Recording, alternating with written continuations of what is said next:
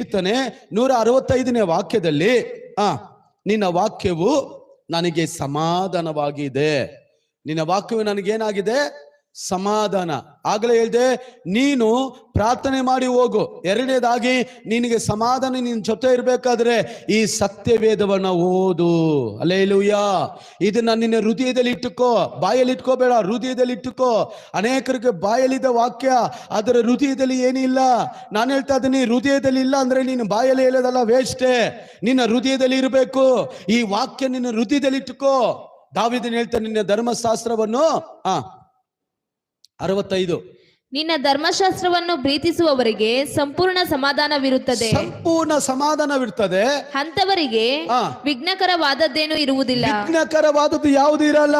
ವಾಕ್ಯ ಯಾರು ಇಟ್ಟುಕೊಳ್ಳುತ್ತಾರೋ, ಯಾರು ಕೈಗೊಂಡು ನಡೀತಾರೋ, ಯಾವಾಗಲೂ ಸಮಾಧಾನ ಇರ್ತದೆ. 54ನೇ ವಾಕ್ಯ ಓದಿ ಅದರಲ್ಲೇ.